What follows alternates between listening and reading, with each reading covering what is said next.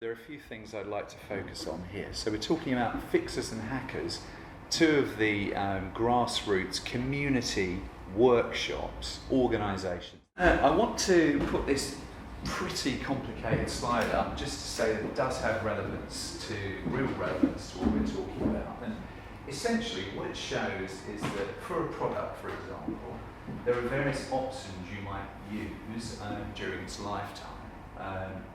Here you've got things like repair, maintain, reuse, redistribute, resell, refurbish and manufacture. The things that I'm going to be talking about just now are very much to do with this inner circle of the circular economy. It's about repair, it's about maintenance, and it's about reuse. Now this is an area that certainly in legislation, amongst a lot of important sort of decision makers, is an area that really has been very much neglected in the past. But we believe, as Martin touched on, it's one of the most exciting, most promising areas in being a more sustainable society.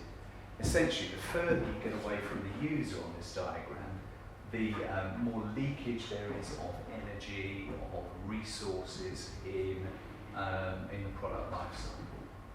These are mobile phones, and I want to put this up because I think this is an important part of the motivation for people wanting to repair stuff. Last year, about 1.8 billion mobile phones were manufactured globally, and the average mobile phone is replaced after about 18 months. Now, in order to, that represents a significant loss of resources if that phone is not being, reused or recycled. Every time a phone is broken down and the bits taken out, precious metals, etc., you're wasting a large element of that. You're certainly wasting a lot of energy. So being close to the user and repairing and maintaining is better than disposing and buying a new one, essentially, or recycling it. But this is an example of hacking for social purpose. This is in India, and there are a couple of examples from a very exciting organisation called Frugal Digital that are producing things like on the left. This is using local stuff that's manufactured and waste from the European Union to make a device for assessing whether people should go to hospital, stay in bed, or be rushed, or they're absolutely fine, depending on what illness, if they're ill. And the one on the right is using sort of waste product to produce a projector in sort of remote schools so that they can see parts of the world that otherwise they wouldn't have access to. Touched on hackerspaces and the sort of extraordinary growth in hackerspaces, which again are community workshops, people coming together to make stuff, to interact with software and hardware. There were only 20 in 2005, over 1,000 today, and this is just a few examples of hackerspaces around the world. So this one here is a hackerspace that specifically looks at biology and hacking. So there are people that do DNA sequencing in their kitchen sink, and share the results of that and look at sort of, biological experiments. And, Austin, Texas, which is a brilliant one, Cairo hackerspace, hacked like an Egyptian, probably like that strap line, so they're up there. Too much detail, but why do you participate in the hackerspace? So, it's about learning, meeting people who share their own interests, being intellectually stimulated, learning new skills and sharing skills, collaborating together, whilst also wanting to do stuff for themselves.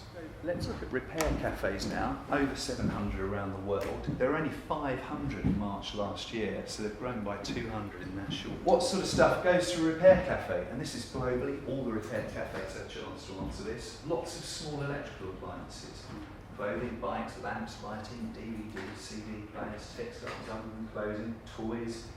It's a big list of stuff.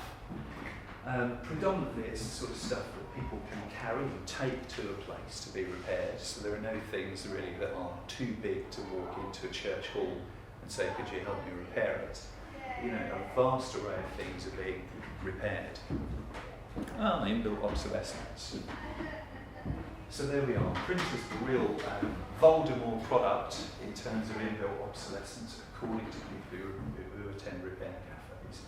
But a lot of microelectronics and tools, mechanical, electrical, they tend to break down. So yeah, we're putting our money where our mouth is, and we've got a great repair cafe in Farnham. This is one of the flyers for the last event.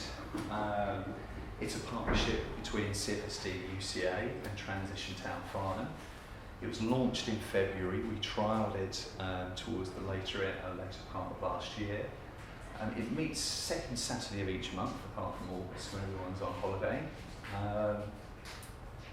And we have, a lot of repairers from the local community. Some of them are retired people, with backgrounds in electrical engineering. We have a textiles person who she still runs a successful business teaching textiles and so on, but used to be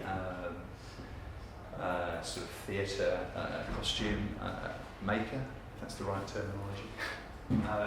And over 2 events, we had about 100 people come, and over 50 kilos of waste. We weigh everything and document everything that comes in and goes out, has been diverted from landfill as a consequence of the repair cafe.